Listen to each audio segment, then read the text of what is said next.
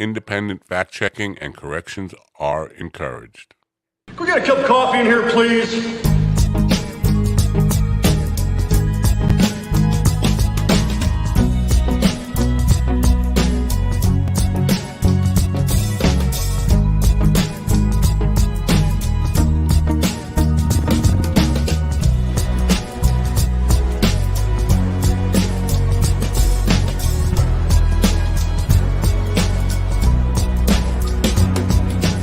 Damn good coffee and hot.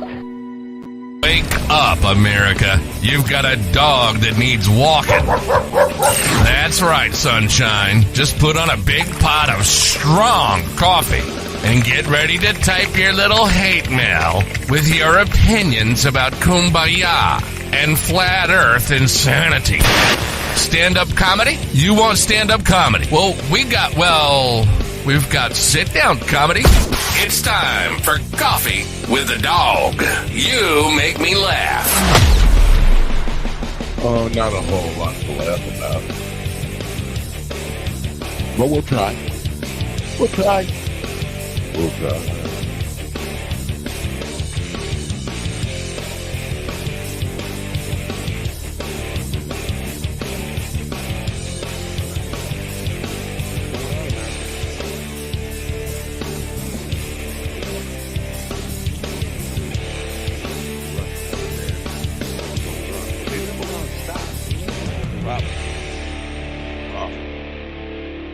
Got your coffee? Good morning, folks. It's Monday, your favorite day of the week. Back to work for you. I guess back to work for me.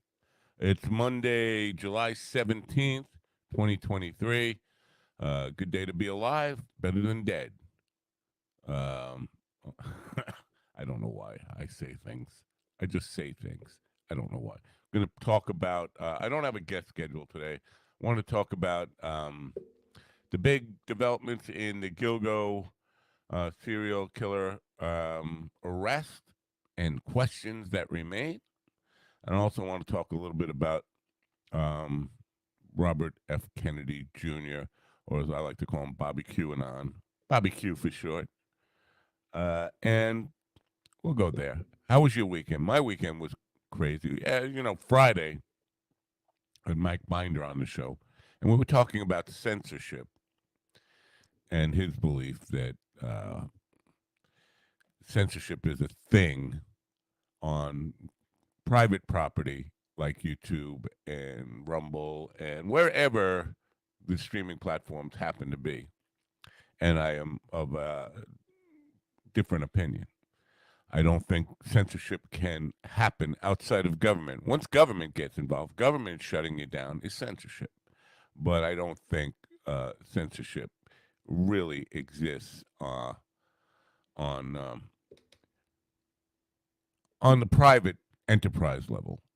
Anyway, we had a discussion about that, and leading up to that discussion on Twitter and in private emails, we were going back and forth. And at one point, I called Mike a bastard, a lazy bastard, for not doing his homework. And he said every time I call him a bastard, it gives him an erection. After the program aired on Friday, Tom Kay was complimenting me on the episode, and I said, for the record, Mike Binder is a great guy, and it was an honor and privilege to give him an erection by calling him a bastard. And just as soon as I hit the tweet button, I got a message from Twitter, your account is suspended. Suspended for saying Mike Binder is a great guy, and it was an honor and privilege to give him an erection by calling him a bastard. That's bullying and abusive behavior, according to Twitter. So I was in jail for 12 hours. Not that so I tried to appeal it. They said the appeal would take 7 days. But I'm only in jail for 12 hours. So basically, deal with it. And I'm okay with that. I mean, I don't need Twitter for that 12 hours. But I feel like Elon Musk and his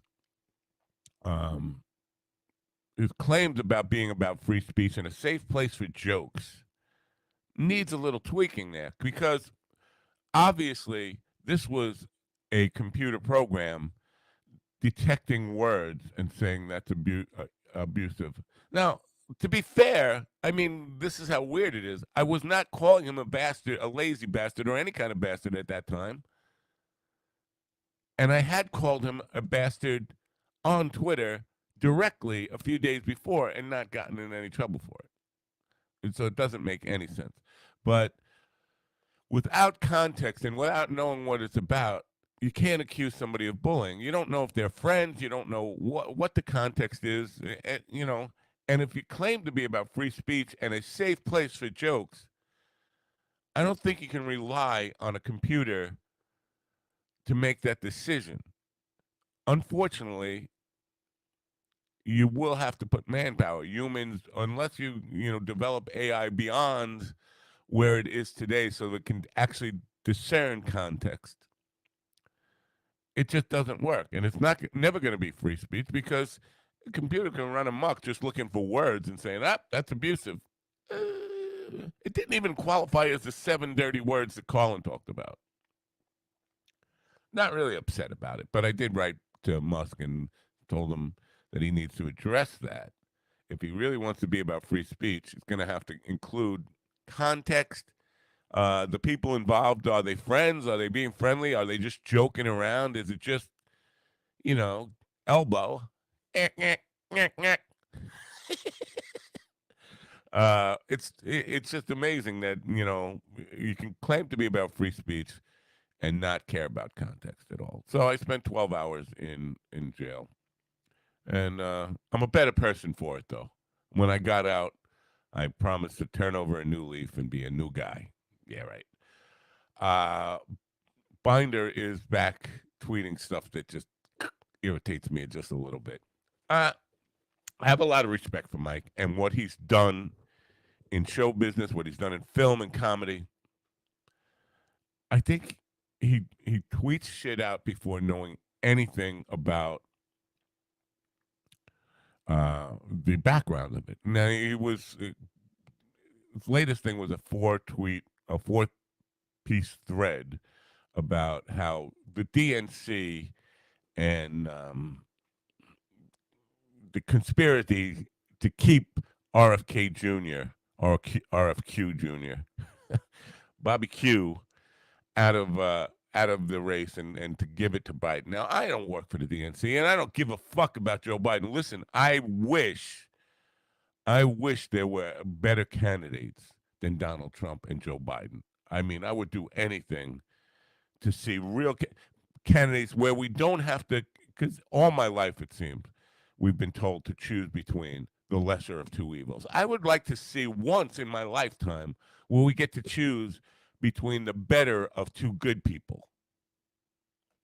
I don't think that will ever happen. I'm not an optimist for that. But I would love to see that. And I would love to see a viable candidate that isn't shitting his depends and tripping all the time and just seems feeble. Now, to be fair, Biden hasn't even officially declared he's a candidate. He probably will. He almost certainly will. But he hasn't at this point. But I'm not the DNC. I'm completely opposed to RFQ. RFKQ Jr. And there's a lot of people like me. And there's not, just one reason for it. There's a lot of stuff. It's not just the anti-vax stuff, which we'll get into. I don't want to start with him. But I just want to point out that Binder did tweet out more stuff that made me want to reply, but I did not reply. I'm just like staying off it. I'm just not arguing with people on Twitter. That's what this is for, to say exactly my opinions on this kind of stuff. And people can argue with me here. I will probably open up phone lines at some point during this program. We also will have Vinny Vanelli on the town in New York City, interviewing some people on the street, mostly tourists, I think all tourists, about American-Canadian relations, how much people in Canada know about America and how much people in America know about Canada, and sometimes, unfortunately and sadly enough, how little people in America know about America. Anyway, we'll have that bit up later. I do want to start with Rex Humerman, the arrested Gilgo suspect in the murders. Now, here's the thing: he's been charged in 3 murders. There have been at least 10. At least 10. He's been charged in 3 of those murders. Been charged both first-degree murder and second-degree murder, just in case the jury, I guess, doesn't see first-degree murder. I don't see how they couldn't, but that's the way they do things. They charge him with first-degree and second-degree murder. Second-degree as a fallback position, I guess.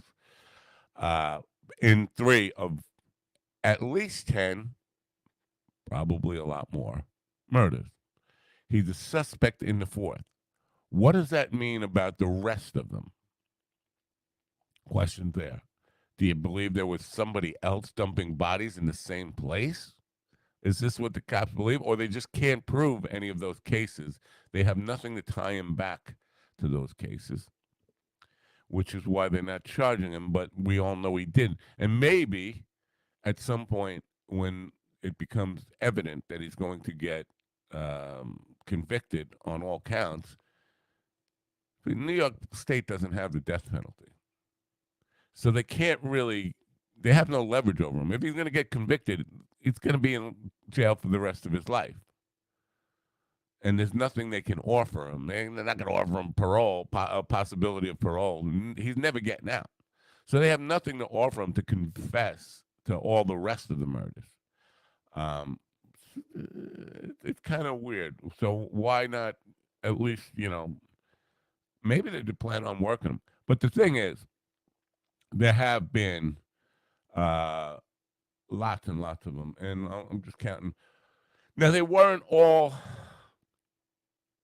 4 of them were found in close proximity. They're not counting Shannon Gilbert as a victim. Shannon Gilbert is the first body found, the first person whose body was found over there, leading them to the other bodies. She was found with her pants half off in a swamp within several hundred feet from the other 4 bodies, 3 bodies that he's been charged with and the one he's officially a suspect with. But the police believe that was an accident. Like, she was running for her life. She had made 2 911 calls at different houses along Oak Beach at the time. She called frantically, and she was not making a whole lot of sense. They're after me. They're chasing me. She kept saying. And so I'm a little confused why the police are so reluctant to include her in this, because she was a Craigslist prostitute, just like all the other victims. She called and said, they're after me. They're going to kill me. She's running. She's found with her pants down around her ankles. And they say that was an accident. She was running through the swamp. Listen, if you know this area, and maybe can I show the map? I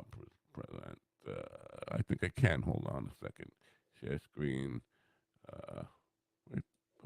Yeah, I can. Whoop, a little delay there. But here's the screen. Let me see if I can. So, there you go. Now, he lives across the water here. I don't know if you can see that. This is the Great South Bay where these arrows are coming from. The long arrows are coming from the Great South Bay. He lives across that on Long Island. This strip of land is Barrier Island. It's Ocean Parkway, leading to the ocean on the top of the picture here, and the Great South Bay on the bottom of the picture here. He lives all the way, it's 26 miles across the South Bay.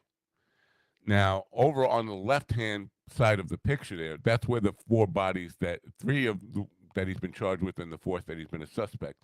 They're not showing you Shannon Gilbert. She was found a couple of hundred feet to the left on your picture of that. Now, and she was running from somebody who was trying to kill her at the time. She was calling 911 at different houses saying they, not he, are going to kill me. There's a lot of questions. Why are the police so reluctant to include her as a victim in this whole situation? And um, if how do you die as an actor? How do your pants fall off as you're running hysterically for your life, thinking somebody is chasing you? You're running towards Ocean Parkway in a swamp, and your pants just accidentally fall off. Makes no sense whatsoever. Also, part of the thing that led them to Huerman is he was calling the victims' sisters and harassing them. He was using burner phones uh, to harass them. So, if that's the case, stop sharing over here. If that's the case, he was also calling Shannon Gilbert's sisters. That seems to indicate one guy doing the same thing. It's the same MO. Why do they not want to include Shannon Gilbert in this? Now, if you know, or if you don't know, the Suffolk County Police Department is dirty from day one in all this. James Burke, who was the chief of police at the time, had all these victims' names in a little black book in his in his police locker. One of his informants found his gym bag full of sex toys and this little black book with the names of all these girls and the names and phone numbers of all these girls. This is the chief of police. His informant found his gym bag full of kink. James Burke beat that guy to within an inch of his life and went to jail for 4 years for that. The Suffolk County Police Department and DA and assistant DA, both the DA and assistant DA went to jail for covering it up and impeding the FBI's investigation into this stuff. They're the ones who declared that Shannon Gilbert is not part of this case. Why? Could it be? I mean, we could speculate. Could it be that maybe there was somebody more than Huerman involved? Because if you look at that map, that is a tough place to dump bodies. First of all, in the middle of the night, or even from the time the sun goes down to the time the sun comes up, there is nothing but cops on that road. I've been there, been pulled over just because I was on that road. They pull over everybody. They check in, unless you're leaving from one of the beaches to go when you go to a show over there, because we perform over there. Unless you're leaving one of those beaches, everybody who's just there, just driving, gets stopped. What are you doing here? What's your business here? Now, some people rent boats and on these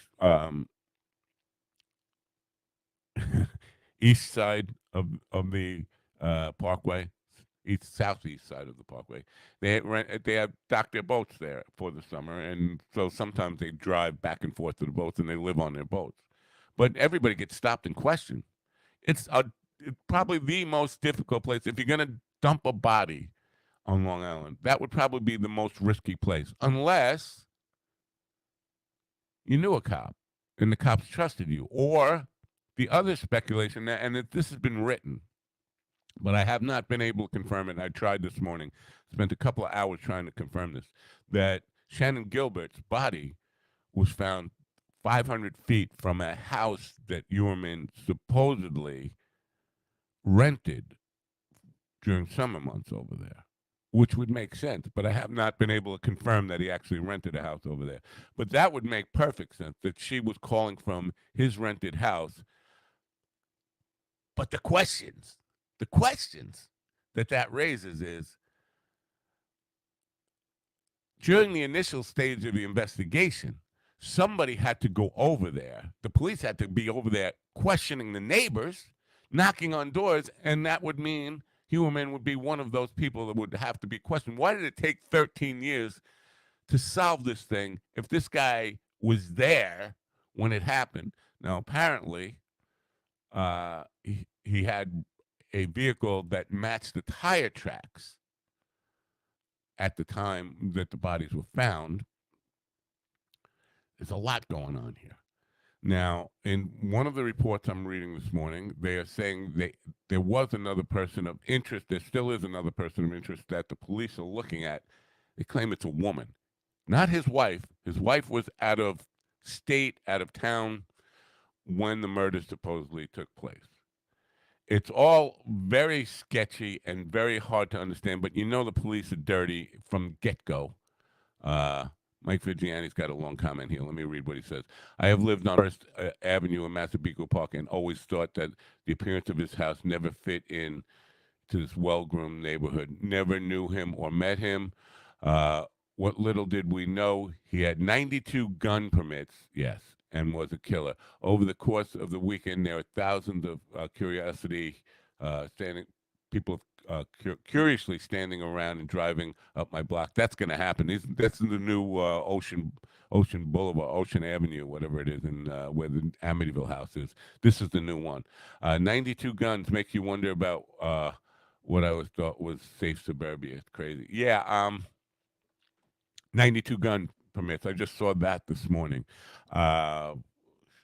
What are you going to do with 92 guns by yourself? Yeah, you need other people. If you got 92, obviously, you're not shooting 92 guns by yourself. That's pretty close proximity. Here's the thing, though. That was the house he grew up in, and he's an architect, but he did not do any improvements on the house in the last 35 years. I guess he bought it from his parents, or they just died, and he took over the house. But he has a house, and basically, he owns two other houses, one in South Carolina and one in Las Vegas. And the reports on Vox were that he rented a house on Oak Beach.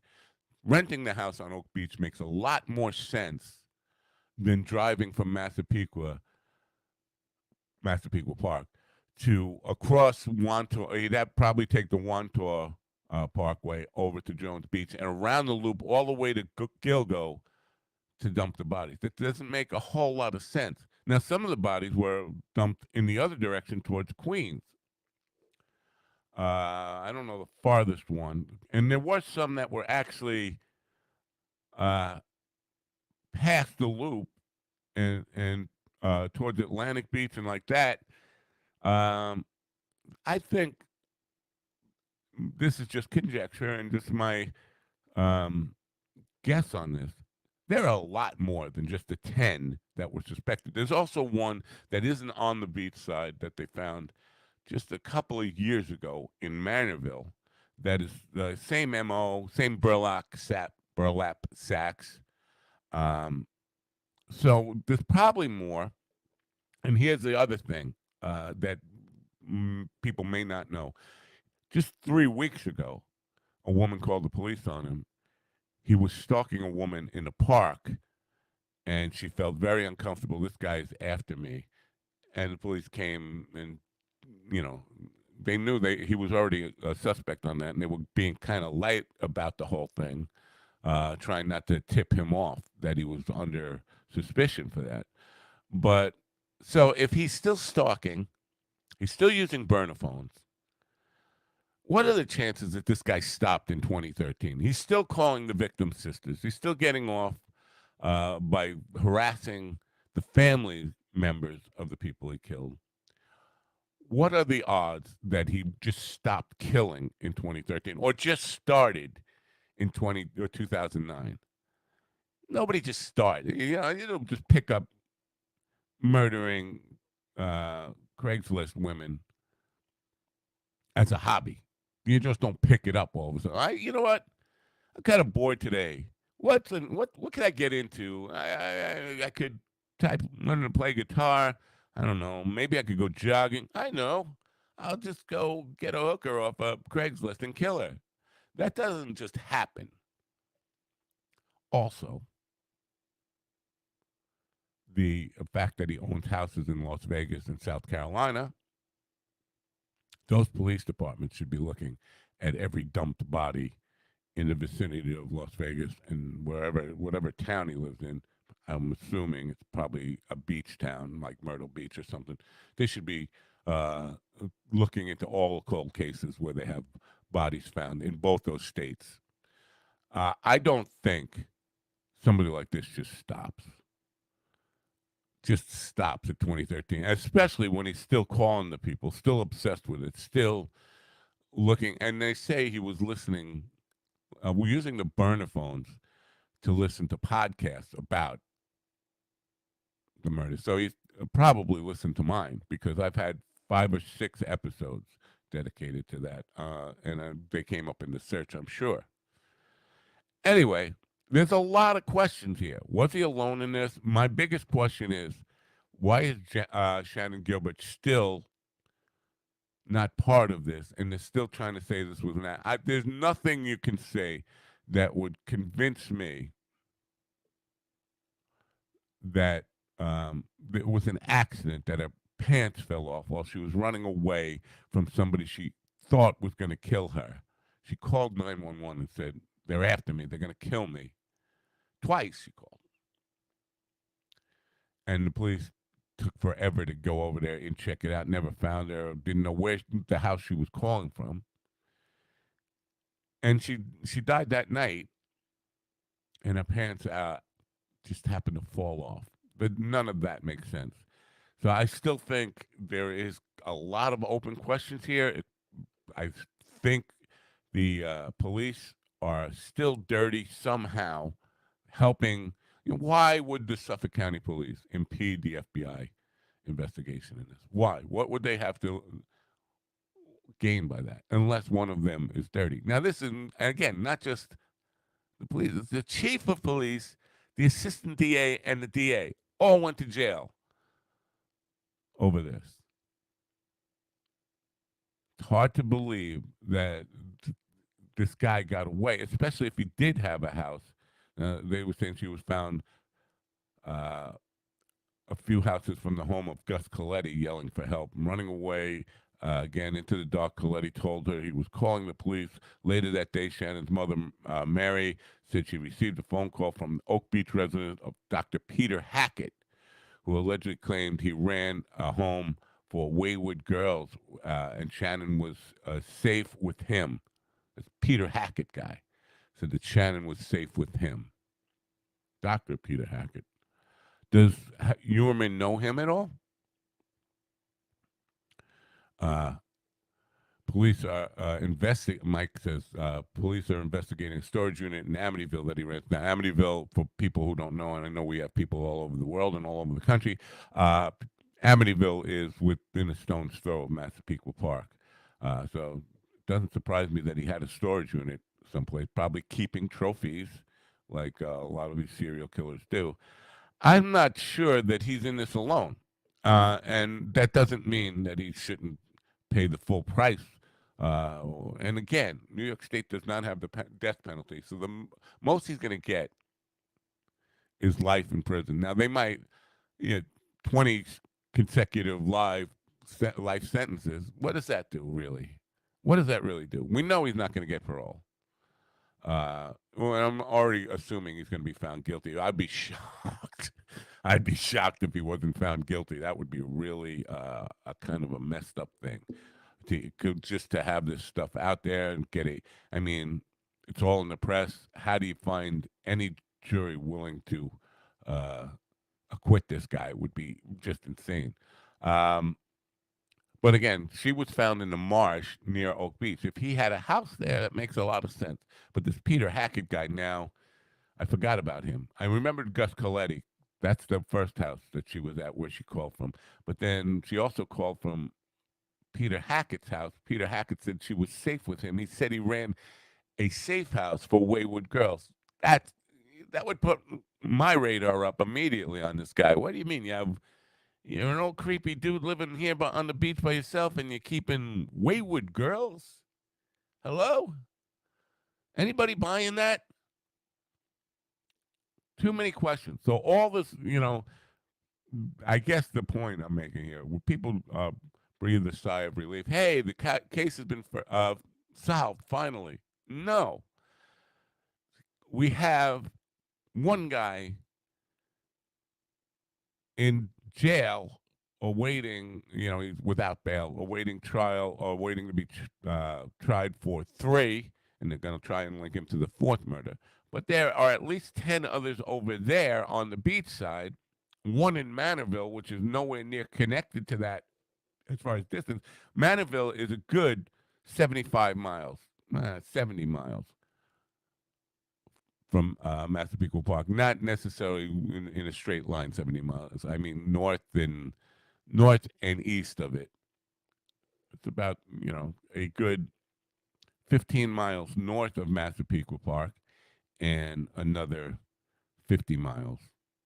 So maybe 65 miles or so from Massapequa Park. That's a long way to drive with a dead person in your car looking to dump them.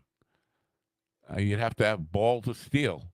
And I guess, once you start doing it, you start um, killing people. I guess it becomes easier. But still, it takes balls of steel. Anyway, love to hear your thoughts, comments on the whole Rex Human thing, and the fact that in the Guardian now they're saying there is another person of interest, a woman, not his wife. This guy doesn't seem like the kind of guy who would get a girlfriend. On the side. I mean, he looks like a big ogre. He definitely does. He's a huge, very awkward looking loser. But also had, he's got the pictures of himself posing like some kind of, I don't know, he thinks he's cooler than he is kind of guy. They were all found in camouflage burlap sacks, kind used by hunters, and sometimes on construction sites they have a lot of burlap, but not camouflage. I don't know if this guy was a hunter, but 92 guns would kind of probably was a hunter. I mean, what are you doing with 92 guns? 92 gun permits. They had him under surveillance. This is what's kind of weird too. They had him under surveillance while he was supposedly stalking this woman in the park. A lot of questions. It's not, it's not by any means a closed case yet. And I'm going to be following it closely, doing whatever I can. I have not been able to confirm that he actually had rented a house over in Oak Beach. That would make a whole lot of sense, though. Again, the big question is, why is Shannon Gilbert still not included in this? Her sisters were getting the same phone calls the other victims were getting. This guy knew. Well, some of them were made from the victims' phones, by the way, in the early part. But his proximity to the cell towers to where the calls were made has been documented. There's a whole lot linking him. Like, he pleaded not guilty, and his one statement was said, "I did not do this. Maybe I did not do this alone, but who the hell would work with a guy like this on?" We talk about conspiracy theories all the time here, and how difficult it is to keep a secret. You're doing something like this, basically.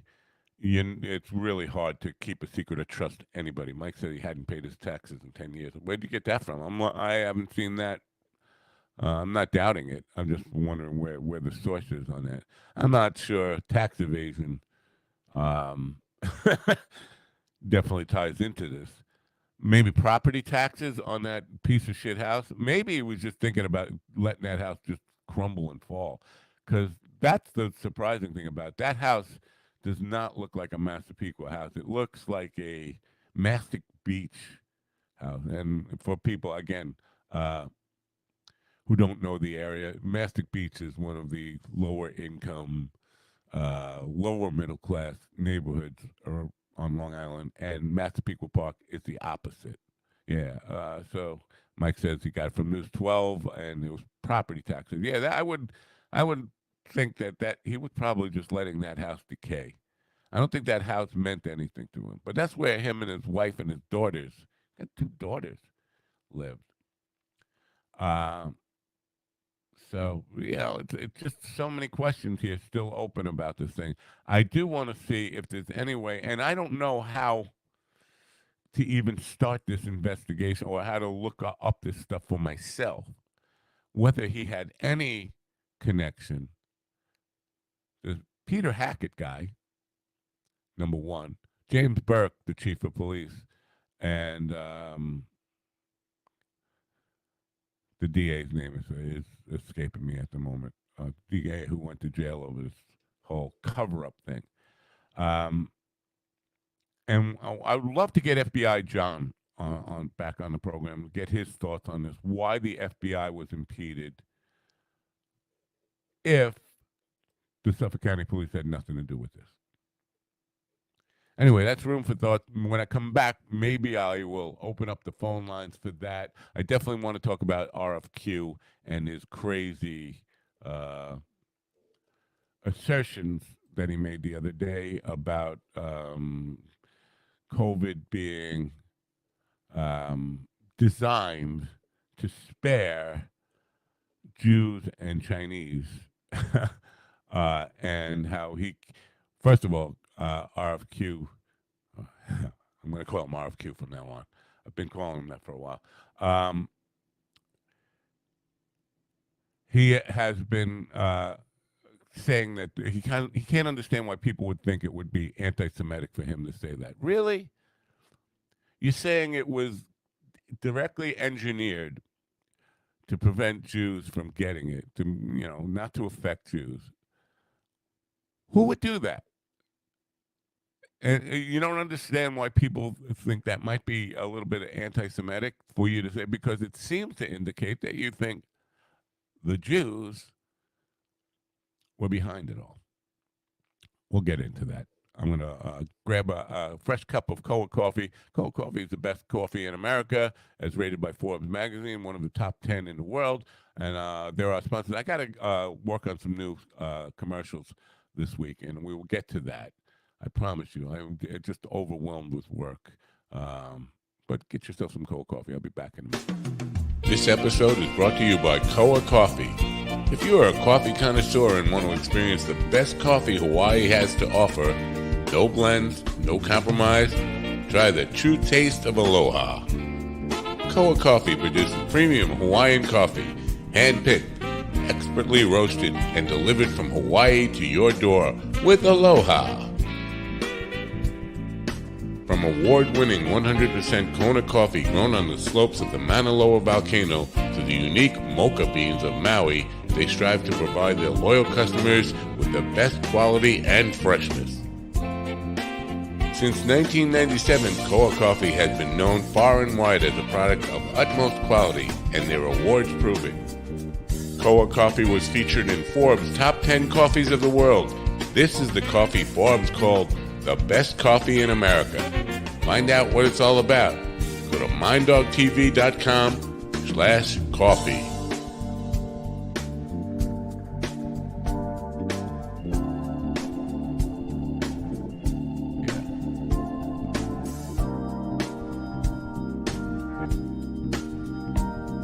So, somebody has sent me an article which they think that is the one that RFQ was referencing.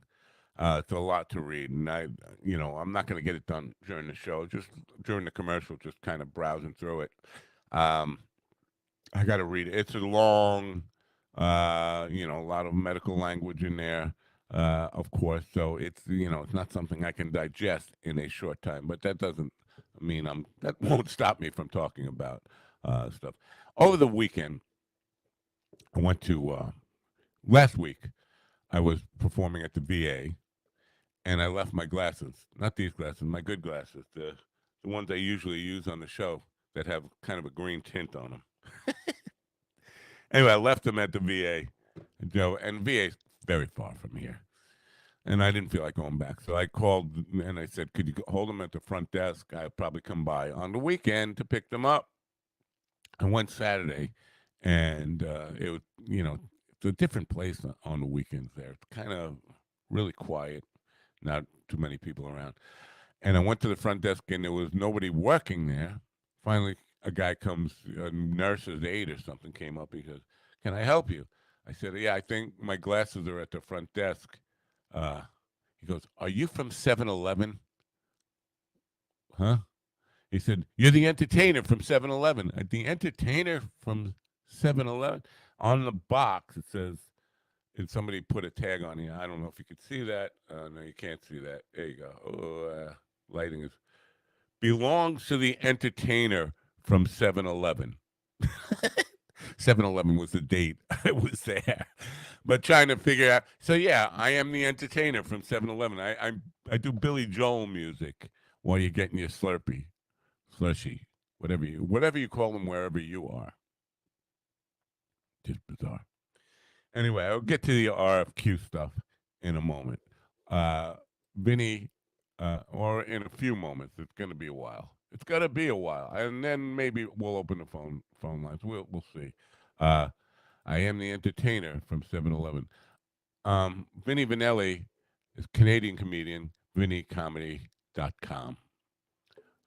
We got more chat room stuff here. I'm missing out. Oh, it's just Ian saying entertainer from 7-Eleven. Yes, that's what I said. I am the entertainer from 7-Eleven. Vinny Vanelli is a comedian from Toronto, Canada. VinnyComedy.com. He is working on some contribution pieces to this program, doing some man on the street stuff. Now, this is a difficult thing. This is a hard work. We've had some contributors. We have Laurie S., Strikingly Hilarious, and we have Donna Shannon, and we have Robert Taylor. All of them appreciate all of their work. None of them have gone through what Vinny is going through with this segment. And obviously, it's a learning process for all of us. But having tried to do the man on the street interviews, it's not fun. Maybe it's fun for him. He'll probably be in a little while, and we'll get to talk to him about that. Doesn't seem for me, it was not fun. Just you deal with a lot of rejection. People, you're asking people if they want to be part of a thing, and people generally don't. But New York City, this time of year, get a lot of tourists. A lot of tourists walking by and all that kind of stuff. I don't know which one I'm going with here, so I got to look at this. Which is the right one here? I think, yeah, okay, it's this one. I'm going to play this piece now. This is called Vinny on the Town. I hope you will enjoy it, and we'll be right back after this piece to talk about it.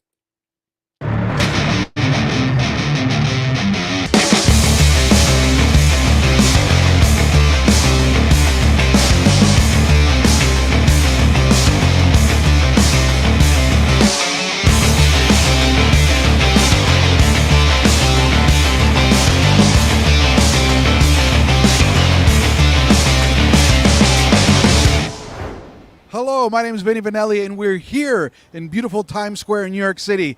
And we're going to interview some people to get a gauge on Canadian-American relations.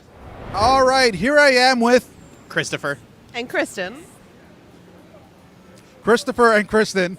So have you ever been to Canada? Yes. No. Where have you been in Canada? Niagara Falls. Did you notice anything weird? No, not that I can remember. I mean, the big waterfall. Do you know that we have our milk in big, giant plastic bags? I did know that, yeah. And that's not weird? It's a little weird. It's a little weird. It's a little weird. And what are your names? Kylie, Belinda. Kylie and Belinda. And where are you from? California. California. Have you ever been to Canada? No. Yes. Okay, what do you think of Canada? Beautiful. If you were forced to move to Canada, where would you move? Vancouver. Vancouver, because that's like the only place I know. Have you never been to Toronto? No. I'm from Toronto. Okay. We're better than Vancouver. Move to Toronto then? Sure. Why Vancouver? It was just a beautiful, clean city. I mean, we had the best time there. Clean city. Clean? What I saw? You must have avoided certain parts. Probably. Do Canadians have a prime minister or president? Prime Minister. Prime Minister. What's his or her name? I have no idea. Oh, I know it, but you get me on a. That's all right. How many provinces do we have? Oh, wow. I have no idea. 7? The American national anthem, do you know all the words? Yeah. Okay, go ahead. No, I'm not singing it. Yeah, I think so. Do you know the Canadian national anthem? No. No. What do you think of this idea? We're going to merge the two anthems to show unity between the countries. No. Yeah, I'm a little iffy on that one. All right. Sing the Canadian national anthem. Isn't it God Save the King? No, it's not. That's British. I met a Canadian. What's your name, sir? Luciano Bentenuro from Montreal, Canada. Montreal, Canada. I'm from Toronto. Oh, that's not too far. No, it's not. But you have a bit of an accent. Well, it's the French accent of Quebec, so. But your name is Italian. Oh, when you're born Italian, you keep your roots, but then you integrate with wherever you're living with. And I got great French friends, learned my Francais, and now I'm trilingual, which means I'm officially confused in 3 languages now. How many states are there? If I remember right, 51, maybe 50, but it was 51 the last time I got. 51. Yeah. Does Alaska count? Alaska, of course it counts. It's not because they're frozen in time that they don't count. Of course they count. I got a banana. That's much better than me. Do I look like Gru from Despicable Me? Oh my God. What are your names? Emily? Jan. Emily and Jan, are you from here in America? Yes, we're from Chicago. Yeah, I grew up in France, but we're currently living in Chicago. Chicago. All right. Have you ever been to Canada? Yes. No, not yet. Okay. Was there anything weird while you were in Canada?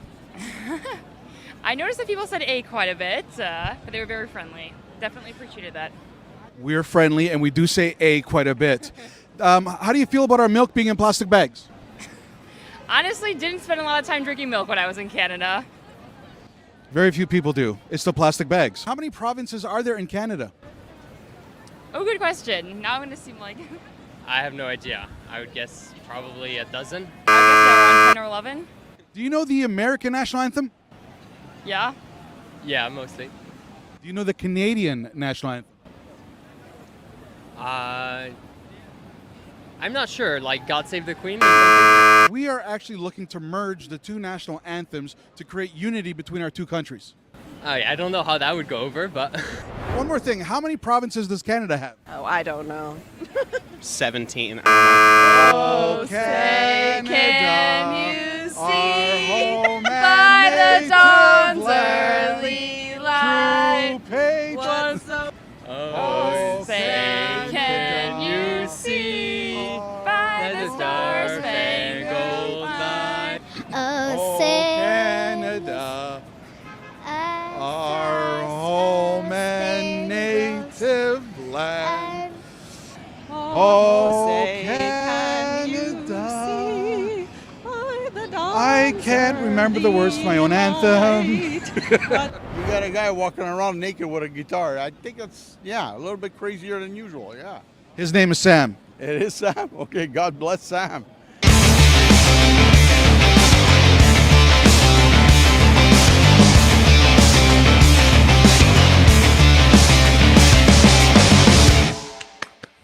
All right.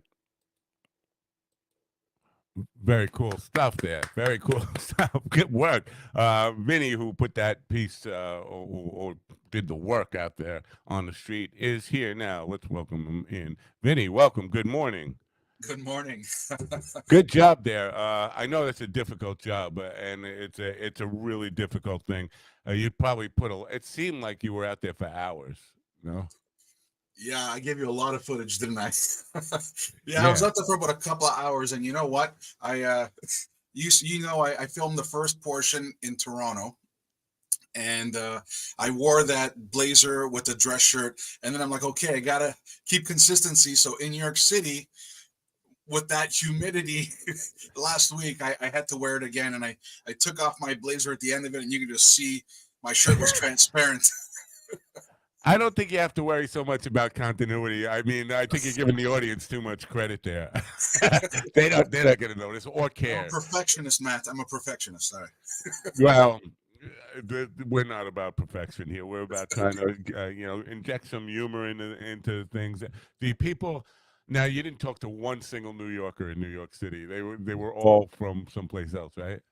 No, I did talk to a New Yorker, but he was wearing an "I Love New York" T-shirt. Oh, right, yeah. That The one first thing guy. he told me was, "Look, I know I'm wearing this T-shirt, but I'm actually from New York." I'm like, "Okay, I believe you." Yeah, but I don't think I got any actual interview with him. It cut off as soon as you were just explaining to him about what it was. We're going to ask some questions, and that's all I got in the footage from that guy. I would have used him, but there was nothing beyond explaining to him what it was about. Okay, I didn't know that. Yeah, yeah. Well, yeah. Clip 5. We went from clip 4 to clip 6, so that's probably clip 5 that was missing. That had. I'm happy you got the little girl in there though, because she came up to me and said that she wants to be a star. And I'm like, okay, let's put you on camera. Well, here's the thing, and you're saying asking people if they want to be on Mind Dog TV. I was thinking you should probably say, "Do you want to be on the Late Show with Stephen Colbert?" And people would think, "Oh yeah," and then you say, "Well, I'm not associated with that, but maybe he'll watch this and then give you a shot on there." But I don't know if that's legal, Matt, but I'll give it a shot next time. I promise. Yeah, I think it would make. Well, you won't be in New York the next time, but in New York it makes sense because he's there right up the block doing his show, and they might think, "Oh, well," and then it's like a bait and switch. Yeah. I actually just got back from New York last night. I had to go again for something else. So this is my first time in New York. My first time, and I've gone twice in 3 weeks, and I love it. Wow. Was it enjoyable for you? Because I hate that. I hate, standing out there and trying to get people to do things. You seem to be okay with a lot of rejection. Well, what you see on camera, it looks fun and everything, especially when I notice you put the music behind and everything. But usually it's dead silence. People are looking at you like you're kind of out of your mind. Yeah. I'm lucky to have a great camera guy that was with me, but it's like, okay, hey, you want to be on this show on Mind Dog TV here? And they're like, go away. Like, seriously, leave me alone, kid. Yeah, so VinnyComedy.com is where people can find out about you. But on that note, because you're using volunteers and people, if we have people in the audience that want to help out, whether it's camera stuff or audio stuff or any of the stuff with you, should we have them contact you directly? You want them to contact me? You can send it to VinnyComedy.com. All my social media and all my contact info is there. And I would appreciate any help. I'll be going to Detroit later on. I'll be in Montreal in about 10 days. All right, what are you going there for? Are you going to perform? Yeah, I've got 6 shows there over 4 nights. The 28th through to the 1st, I believe. So right. Now, you see all the dates on my Montreal's a very different culture, even though it's not that far from Toronto. Yeah. It's a very different culture than you have where you are, right? Oh, totally different. Yeah, like I'll probably get some odd looks, so I'll try to mix in some French while I'm there as well. Yeah, do you speak French at all? Oui, je peux parler français. I don't know what that means.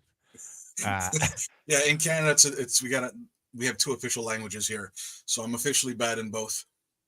So now in Montreal, they are known as kind of a comedy city. They have the Montreal Comedy Festival and all that. They have a lot more clubs, a lot more opportunity for comedians in Toronto. Yes or no? Toronto, I think, is probably it's a toss-up between Montreal and Toronto. Like right now, the Just for Laughs festival is on in Montreal, so I wanted to catch on to the tail end of that. But JFL is also Just for Laughs. It comes to Toronto as well, so it's a touring thing in Canada. But Toronto has a lot of opportunity, a lot of clubs like Comedy Bar Toronto, Yuck Yucks, and we've got quite a few here. Absolute. It's probably the Mecca. But when I went to New York City, I was like, whoa, there are a lot of comedians here. It was a little different. That was a bit of a shock to me. New York and LA have really opened my eyes. There are a lot of comedians and a lot of opportunities, but I think in New York City, and this is just my perspective on it, it seems like a small group of comedians are eating up most of the opportunity. In other words, you'll see comedians who do 8 clubs in a night. Like they'll do a set here, do a set there, get on a motorcycle or a scooter or whatever, take an Uber, whatever. They're going around town doing sets all over the place. Yeah. So there's a lot of comedians and a lot of rooms, but most of the work is limited to a very few people, if that makes any sense. Is that a situation in Toronto or not? Well, I do that a lot. Like I'll go from one show to the next cross town. But really, I find that few people are doing that. I find that not enough people are doing that. I think that's what you should do. You should work your butt off. You should work hard, and you should see how your stuff plays out in one crowd, and then afterwards go to a different part of the town, see how it plays out in that crowd. That's what you should do. But a lot of people I find don't do that. Right. Any concerns? Because somebody had brought this up, and I don't think it's a concern to me. And because writers and actors are on strike, and what we're doing is similar, basically kind of non-union. It's almost scab work, and we're kind of. Somebody called me a scab last night, and I was like, "Hey, I've been doing this before, long before there was a writer's strike. I want to support those people. I don't even know if the strike carries into Canada, to be honest with you.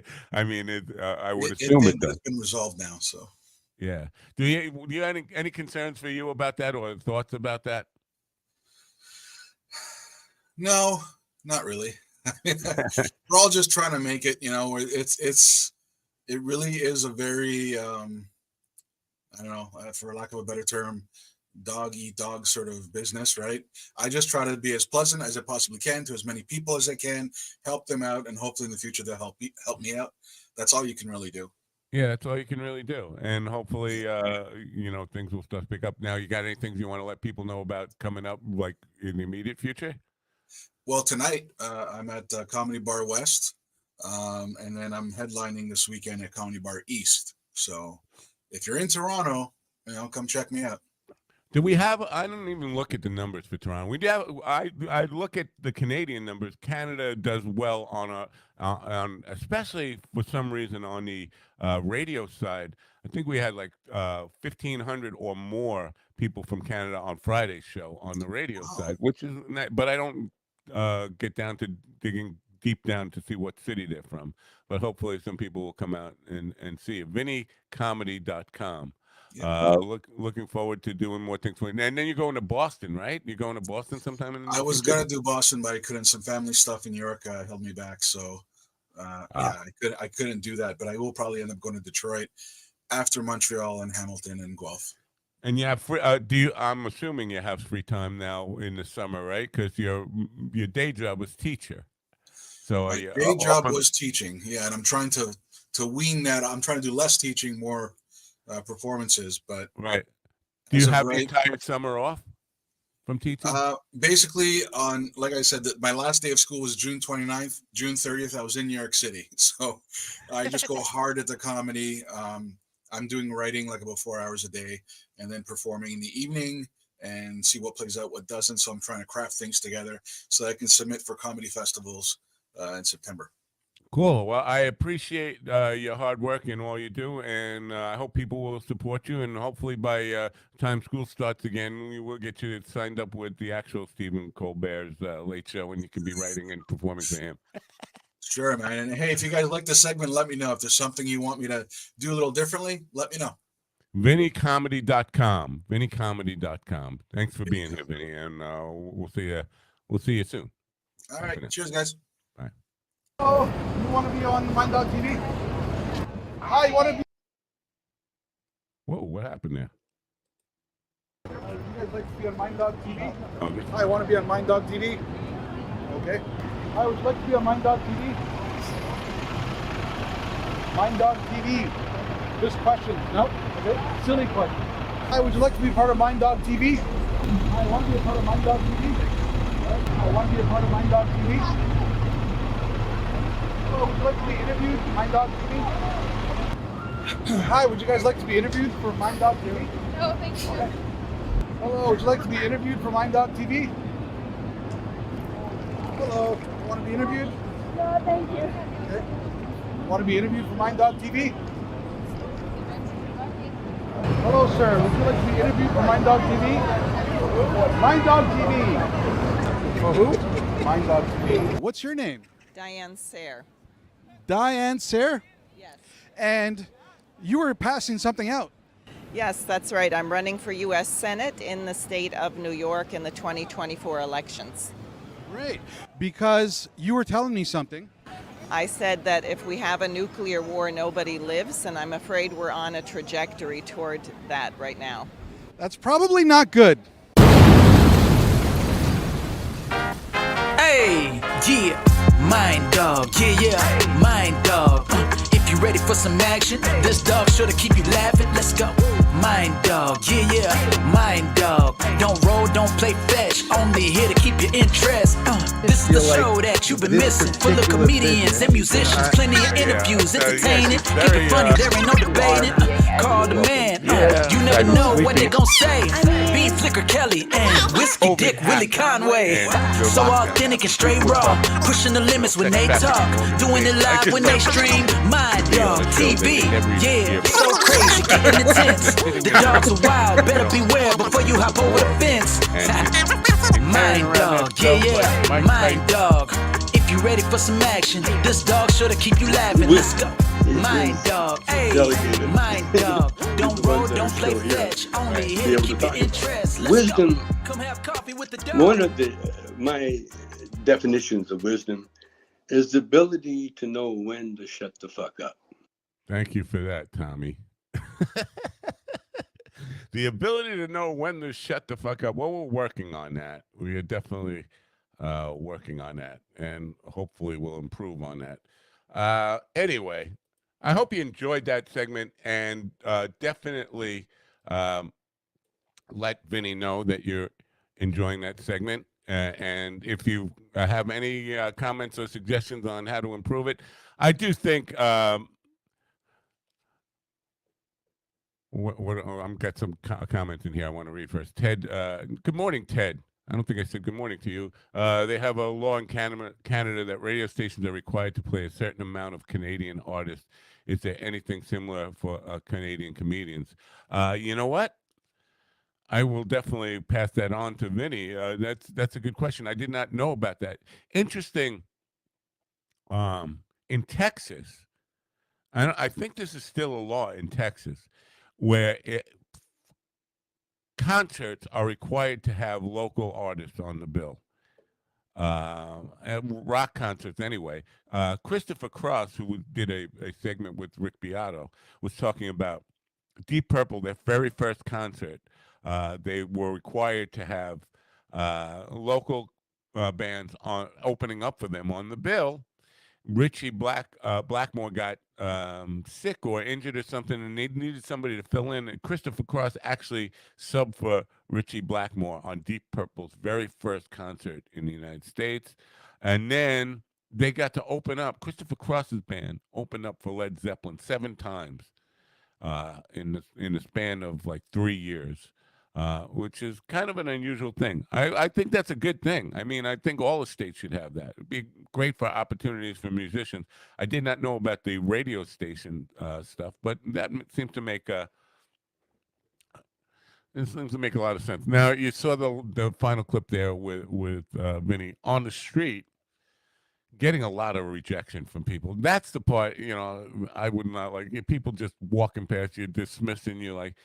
But again, the Mind Dog TV stuff probably does not impress a lot of people. Like, what the hell is that? I would probably be doing the bait and switch. Hey, you want to be on the Late Show with Stephen Colbert? You want to be on the Tonight Show with Jimmy Fallon? Oh yeah. Well, we don't work for him, but maybe he'll see this. I don't know. Anyway, so on to the RFQ stuff, I guess. Good coffee, by the way. RFQ. If you don't know, I'll give you the quick breakdown. New York Post did a piece on him that was supposed to be off the record. He's sitting at a table talking to a bunch of pundits about COVID, and he said that basically insinuated that COVID was designed to not affect, not kill, and not to have certain immunity for Ashkenazi Jews and Chinese.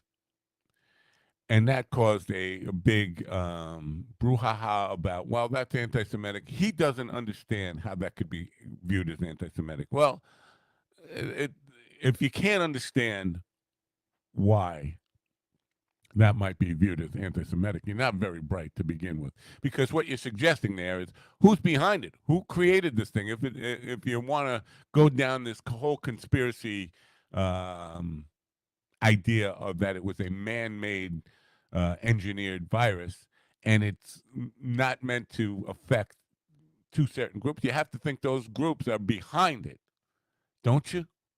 Don't you? And to deny that, I think that's being a little naive, or maybe he's just that stupid. But that stuff is what he said over the weekend is of little consequence to me. Now, I did say I want to see the peer-reviewed study he was claiming to be quoting, and somebody did send me a piece that I have to look at.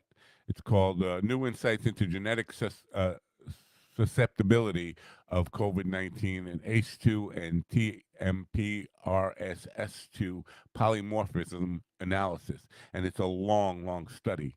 I skimmed through it a couple of times here in the breaks. Haven't seen anything where it says it was engineered, to exclude Jews and Chinese people. And whether that's even possible. They did say that people with Down syndrome are more likely to get the disease and die from it. That's all I've gotten so far. Again, I did not do a deep dive in it. It's all full of words like polymorphism and stuff like that. So it's a slow read. You have to kind of think, what is this? You read a paragraph and you have to look back and you say, what the fuck did I just read? So I will do that and be more prepared. This is not my biggest problem with RFQ. And I think we need to go back. Somebody, who was it? Kali Terrell, who's a Irish comedian who's now living in New York City, was in Dallas and said, he posted a picture. He said, this is where America's greatest president was assassinated. And I said, wait a minute, Teddy Roosevelt was assassinated? This idea that the Kennedys are American royalty is an idea we need to lose. John F. Kennedy was a terrible president, even by his own estimate. And I don't think, we get caught up in this fucking cult of personality. And this is where Trump and Obama take their roots from, and Clinton. This whole cult of personality, we look at presidents as like rock stars or celebrities. John F. Kennedy was the first one to use that. They created this whole Camelot nonsense about him. He was a terrible president, even by his own estimation, because he was only president for 2.5 years, by the way. And he wrote a letter to his brother that said, we need to get something right. Paraphrasing here. We need to get something right, or there's no chance for us getting reelected. Now, they give him a credit for being a great president. Why? Because he got assassinated? Because he got killed? That's what made him great? Or because he was good looking? Because he fucked Marilyn Monroe? That's what made him great? What did he do? You talk about the Cuban Missile Crisis. That was needless invention. And this is, history. You can look this up for yourself and draw your own conclusions and opinions. But we almost went to nuclear war with the Soviet Union over something that was all theater and show, because the minute that crisis was over and the embargo was lifted, two weeks later, the Soviets were putting missiles in Cuba. Now, that gets overlooked in the history lessons. So that's the biggest thing he takes credit for. But what the Bay of Pigs stuff, that's a major stain on his presidency. Again, in 2.5 years, what did he do? Did he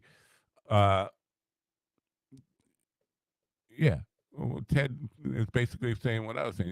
JFK was charismatic and handsome. He looked good on television, but that set the precedent for all these other cult of personality presidents that we're having now. Clinton, Obama, and Trump especially. I mean, Bush he didn't fit in that mold, and of course Nixon and Reagan did.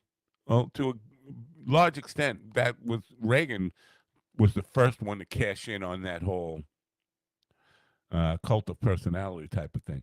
But as far as JFK's record, he was a terrible president. He's the first one to actually get caught lying, telling a bold-faced lie to the American people in a press conference where he was asked if we had troops on the ground in Vietnam, and he steadfastly denied it when we did. He was the first one to get caught in that. What are his accomplishments? Take away the Cuban Missile Crisis, where people think he saved us from nuclear annihilation or nuclear war, and look at the facts that Russia put those missiles in Cuba anyway 2 weeks later. He didn't save us from anything. He basically almost got us into a nuclear war with showmanship. Other than that, what are his accomplishments? Nobody can list them. So we built up this thing about the Kennedys, and then we were going to do the same with RFK Sr., who ended up getting killed because he was going to win. And then we had people like Teddy Kennedy, who were riding that built up bullshit reputation of the Kennedys being somehow deserving of all this attention and adoration. Teddy Kennedy was a coward who almost killed the girl through his cowardness. He didn't try to save a girl that he drove into the water. And we overlooked that because he was a Kennedy. And Michael Skakel, Kennedy cousin, rapist, murderer. The Kennedy family does not deserve adoration by any means. They are everything that people who hate Donald Trump, everything that people hate about Trump, you can put on the Kennedy clan in every way possible. The womanizing, the breaking of law, they come from a mob family. Joe Kennedy was a fucking mobster. So we get to our RFQ Jr. And some of the things people overlook, because this was all in the news at the time. As a late teen, somewhere near adulthood, he was pranking. Pranking is not really the word. It was, maliciously threatening people. He was throwing his friends into moving vehicles so that they would get hit by a car. And then screaming at people, "You just killed a Kennedy. You just killed a Kennedy." And then trying to extort them. That was his first run-in with the law. Of course, getting busted for marijuana possession, all that kind of stuff. For me, I could not be judgmental against getting arrested for marijuana possession.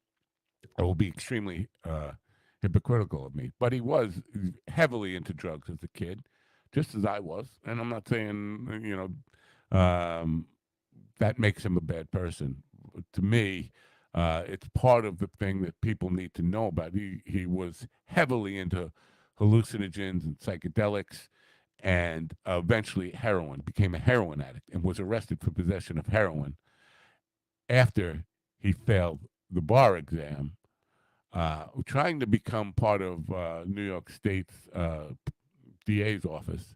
He failed the New York State bar exam and was disgraced, and then went out and was arrested for heroin possession and got treatment, all that kind of stuff. His reputation of and almost entitlement to be a pussy hound because he was a Kennedy was part of the legacy that his father and brother left him. and he was fucking women like left and right while he was married. He had a pregnant girlfriend while he was married to his first wife, got a quickie divorce from his first wife, and then married his second wife 3 days later. Cheated on the second wife apparently 37 times in 1 year alone, and kept a coded diary of all his escapades, including, polyamorphism,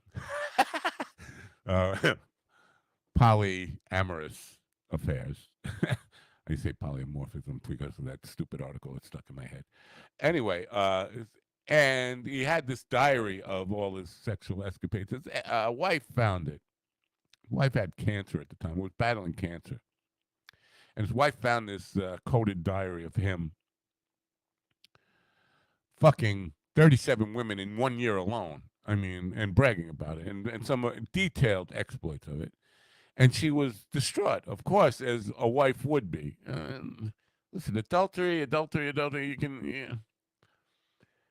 She had cancer, and he encouraged her to kill herself. He told her, the world would be a better place without you. And she hung herself. And he didn't bat an eye. He went out, didn't even attend her funeral, went out and continued his pussy hound ways. This is the kind of guy he is. This says a lot about his character. Ted says, my mom grew up with the Kennedys and the Skakos. I asked her about Kennedys, and she said, oh, those boys were all hands. That doesn't surprise me in the least. There's an entitlement. And this whole line, Ted said, my mom grew up. It's astonishing how many people, Mike Binder, one of them, claiming to be good. I've known Robert F. Kennedy forever. He's a good man. I can't tell you how many people. I did not know the Kennedys were this accessible to common people, regular people. How many people in my social media circles claim, oh, I know him well. I grew up with him. I've known him for 50 years. He's a great guy. I don't think any of these people really did their. First of all, I think a lot of them are exaggerating how well they know him, because if they did, they wouldn't be talking about what a great guy he is. They'd be cognizant of the fact that this guy, heroin addict, womanizer, told his ex-wife to kill herself and didn't even care when she did. This is not a good guy. This is not the kind of guy you vouch for. But because he's a Kennedy, people like to, think that there's somehow American royalty. Yeah, American royalty in the way Charles was friends with Jimmy Savile. That's the kind of, if you want to put that American royalty on him, that's who he is. He's a guy who would be friends with Jimmy Savile, not somebody you want to vouch for. People need to be careful when going back and saying, oh, he's such a good friend. Oh, he's such a good guy. I've known him all these years. No, he's always been an entitled brat. You killed a Kennedy, the kind of person who leaves a girl in a creek when you drive a car in it and goes back to the party, try to cover your tracks instead of save the girl. That's Kennedy blood. The mobster, Joe Kennedy, and his prohibition bootlegging days, that's Kennedy blood. Stop trying to associate yourself with American royalty because it's American scumbagism. That's who the Kennedys are. We need to really get to this whole idea. And again, coming back to Binder's comment that this is the DNC trying to silence competition. I don't belong to fucking Democratic Party. I don't belong to any party. And I would love to see alternative candidates, somebody who you can look at as not the worst, the best of two evils, but the best of two good guys or good women. We're not getting that. And Robert Kennedy Jr., RF QAnon, Bobby QAnon, is certainly not that. So this whole thing about, his anti-vax stand, which, by the way, started way, way before COVID. He's anti-vax down the line, meaning, he's against polio vaccination. Polio vaccine. You know what? If it weren't for the polio vaccines, half of us wouldn't have been born. He's against all the important vaccinations, and he's against all vaccinations on all levels. So his insanity and conspiracy theories about vaccines. Listen, everybody I went to school with got the vaccines. Everybody lived. Everybody who got them lived. Nobody became autistic or had autistic children because they got the vaccines in the early 60s when I was going to elementary school. This idea that vaccines are somehow problematic is insanity. And it's the kind of stuff that draws in fake moon landing people, flat earthers, you name it. The cell towers are meant to kind of give us cancer. Windmills create cancer. All of it. And they're trying to make robots out of us. The government is trying to make us into hybrid robots. All that kind of conspiracy stuff. So you have him appealing to two groups of people. The Kennedy Lust cult and the conspiracy people. It's a powerful combination. And I do think he has a chance, just as I thought as Trump started to gain momentum, that he had a chance, even just by owning fringe groups. He has a chance to become president of the United States. This guy who tells his wife to kill herself, and she does, and he doesn't bat an eyelash. Is this the kind of guy you want leading the country? I think not. And again, I have no allegiance to Joe Biden. I would love to see Joe Biden just go. Just go. Enjoy the rest of your life, or deal with your son and his problems. Do whatever you want. But at his age, I would not give him control of the television remote. And I'm not being mean about that. I am an older person. I'm almost to the point where I want to give up my driver's license. I'm not quite there yet, but I recognize what age does to people. And he's significantly 20 years older than me, almost 20 years older than me. And I see it. And I've dealt enough. Listen, you're talking, I'm talking as somebody who spends a lot of time in nursing homes, a lot of time with dementia patients, a lot of time with people who are just starting on their cognitive decline. I see it all the time. And I don't think it's ageism to say, you've done enough. Go lay down, enjoy your life, get high, do whatever you want to do, but don't run the country. So this idea that I am with the DNC and just an anti Robert F. Kennedy guy because I'm a Democratic establishment. Fuck that. I'm not part of any party, not the Republicans, not the Democrats, and I certainly am not for the status quo, ever. I'm a guy who said we needed more choices, not less parties. I railed against the two-party system for most of my adult life, but not because I wanted one party to dominate, because I wanted more parties, more choices for the American people. And what we're seeing, I'm getting close to wrapping this shit up anyway. What we're seeing in politics with the DNC and the RNC is they want to keep a stranglehold on who the ugly choices we have are, who the two people we get to choose between. And we've seen all this establishment stuff. Couple of things here. People are tired of Clintons and Bushes. We know that. We're just sick of Clintons and Bushes, but we should be sick of Kennedys as well. or anybody who has been part of the system before. That includes more Trumps too now too.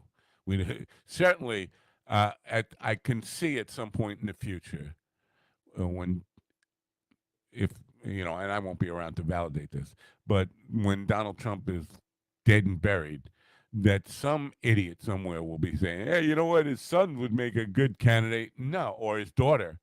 No, I think we should pass a one family per per president amendment. Uh, Once somebody from your family has gotten in, you don't get to do it. I don't care if you're son, brother, cousin, distant cousin. That whole, where we get tied into the cultism of it. So there's that, but then, you know, that part of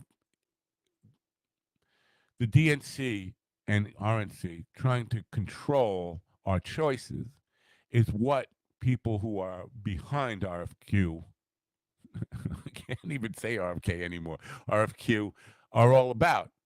They're saying, well, this is proof that these entities, and it's very true that they are trying to control us. I get that. They were trying to control the choices that we have.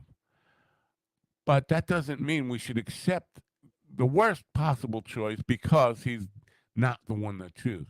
Now, we're seeing this Trump is refusing to debate all those who are primarying in the RNC debates. Here's the thing, and Chris Christie was on saying, well, Donald will have to get on because he can't miss a show. His ego won't allow him to miss a big show on television. It won't be a big show on television without Trump. So I do think he will miss it. But here's the thing now. Oh, here goes Jordan Peterson. The voice is starting to go again. It's apparent by the way they do these things. And I mentioned this a little bit with the Federal Election Commission on my candidacy. By the way, I forget to mention that I am running for Congress in District 3 of New York in 2024. I just want to put that out there. I'm not heavily campaigning yet, but I just should remind people of that every once in a while. If you're in District 3, which is currently George Santos' district, when I was talking about my filings and they wanted to know my financial statements for last quarter, even though I only declared 2 days before the end of the quarter, I put in a bunch of zeros on the filing and had to explain why. Nothing. I'm not taking any money. I'm not spending any money. I'm doing a no money campaign. But part of this whole qualifying for debate stuff, for the presidential stuff, you have to get enough donations and enough signatures for those conventions, the committees, the RNC and the DNC, to allow you to even be on the debate stage. In other words, they're saying, if you're not part of this bought and paid politician system, you can't even get on the debate stage. This is a fucking problem, ladies and gentlemen. If you have to, and I'm not saying I would ever go this way in a serious way, but if you're somebody like me and you want to run a campaign without money, you have to give up that idea in order to even be considered by the parties, to be on a debate stage, to debate the other guys on television, or the guys and girls. I have to keep saying that. In order to be allowed to be in the debate where the public will hear you, you have to get enough signatures and donations. In other words, they want you to be part of this special interest system, paying into or owing favors for people who are going to buy your office for you. That's what, and they insist on it. You can't qualify, and that's what a lot of Mike Pence might not qualify to be in the RNC debate because not enough people are giving him money. He hasn't raised enough money for them to consider him a viable candidate.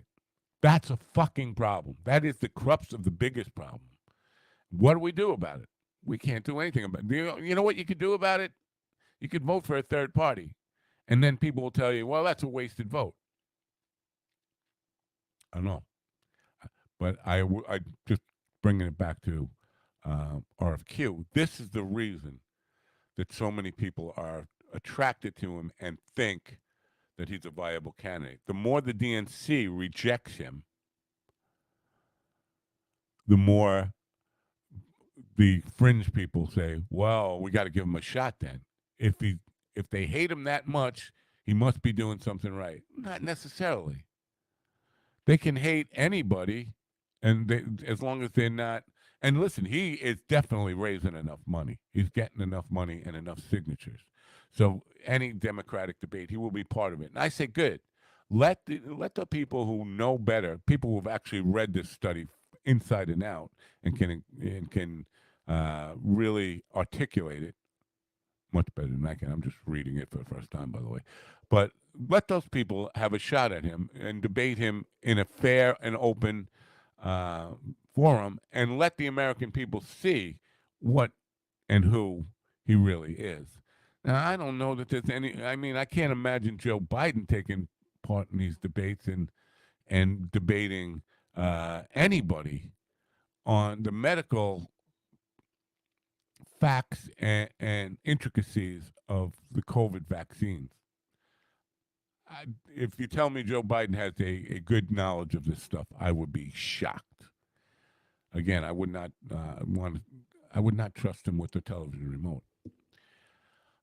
So we'll come down to, sadly, we're going to come down to the lesser of two evils argument. It's been that way my entire life. I've been voting since 1978. And first presidential election I voted in was Reagan against Carter, and John Anderson with the independent I voted for in that race.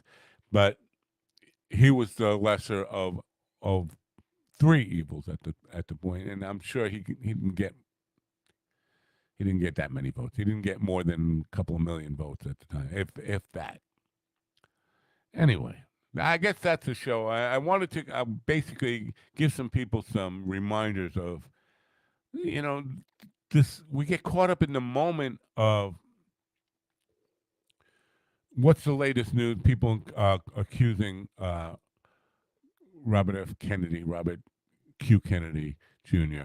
of being anti-Semitic, as if that's the most important issue that we need to pay attention to because it was in the news and the Post. He's claiming the Post ran a hit story. Now, part of this, he's right that it was supposed to be off the record, which meant any real journalist would not even report on it. Once somebody says it's off the record, you kind of have to get deaf about it and not even be able to report it. So he's right in the fact that it was a hit piece, but it was reported accurately. The words he said, and there's no other read into them that I can think of. And somebody might have, I know I said I'd open the phone lines, and I haven't. Somebody might have an idea about how his comments are not anti-Semitic. I would love to hear them. That's the question.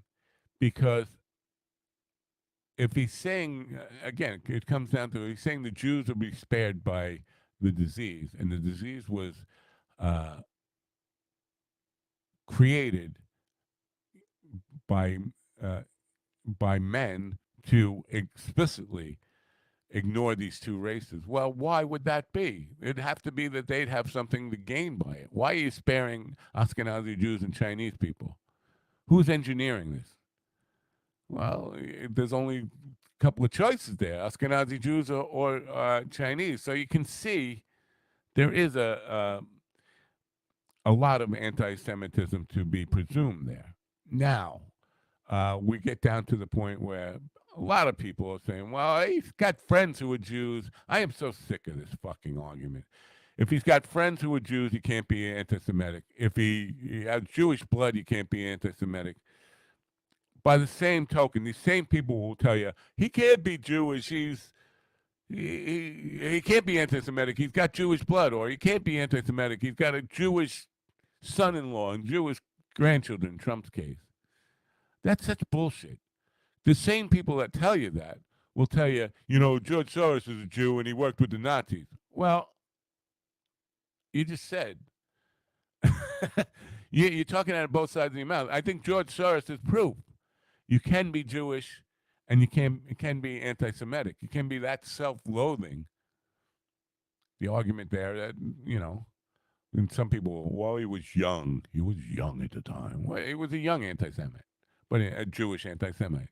So this idea that just because you have Jewish people in your life, sometimes for the benefit of your own personal agenda, not necessarily to have them over for dinner every night and be lovey with them, but using them. You can certainly be Jewish and anti-Semitic. You can have Jewish friends and be anti-Semitic. This whole idea, well, I'm a Jew, I know better. No, you don't. That doesn't qualify you to spot anti-Semitism any better than the rest of us. And there is no doubt. I'm not saying RFQ is an anti-Semite, by the way. I'm saying there is no doubt that his statements and the ideas he was passing along have overt anti-Semitism in them. Maybe, giving the benefit of the doubt, maybe he overlooked all of that, but it's definitely there. The element is there, and to claim it's not there is more gaslighting, and we've had enough fucking gaslighting. I think I've talked enough about this. Tomorrow, Vic DiBitetto, who is a really, really ass-kicking funny guy, and I expect tomorrow's show to be a lot funnier than today. Vic DiBitetto will be with me in the morning hour, the first hour, and then in the second hour, Pam Ross, who is an Americana country artist from Pittsburgh, will be with us. She's got a new album out, and she's really good. Tomorrow's going to be a kick-ass show. I should have led with that. I told you about that earlier. But you don't want to miss tomorrow's show. Vic is going to be funny. Funnier than, I would say, in this format, probably funnier than any of the comedian guests that I've had on. I just have a feeling that we're not going to get serious about anything, and Vic will be on the funny bone for the entire time we have to talk to him. We have some other big guests in the works who I am really excited about. Once those dates get confirmed, I will definitely pass them on in advance so you know when these people are going to be on. But things are starting to pick up around here as far as having the funny people on and the talented musician people on too. We're going to have some rock stars on near future too. So looking forward to all that. And that's the skinny for it. Love to know your thoughts and ideas. Write to me at info@minddogtv.com, info@minddogtv.com. Please do follow us on YouTube, Rumble, wherever you are. Give us a follow. Tell your friends about it. Share those links. We're on a lot of different platforms. Facebook, Twitter, LinkedIn. We're everywhere. We are everywhere. We're governors. I've been remiss in mentioning Governor's podcast, Governor's Radio. And I'm just going to look up quickly who's at Governor's this week. And before I sign off here, tomorrow I want to let you know about tomorrow night. Eddie Brill is at Six and Stones Comedy in Southampton. I will be there. Gave away a couple of tickets this weekend. That felt good. Governor's Main Room. Here we got this week Mike. I can't say Mike's name. You know who I'm talking. Mike Barbiglia is there July 21st at Governor's Main Room. July 21st and 22nd was a special event called Working It Out. I think he's on the heels of his Broadway show, and it will be doing a brand new hour or longer this weekend at Gov's. Terry McNeely and friends are there at the Giggle Room on the 22nd. So that's the story there. Tomorrow night, Eddie Brill at Sticks and Stones. I'll be there. You should be there too if you're on Long Island, on the east end of Long Island. Again, please write to me or let me know your ideas. You know where to find me. Give me a follow on Twitter and let me know your thoughts on this stuff. Or, I'll see you around in cyberspace. Thanks for coming today. Don't forget to turn on your radio. Man, I talked for an hour and a half, pretty much all by myself, except for that one Vinny segment. Have a great day. Bye.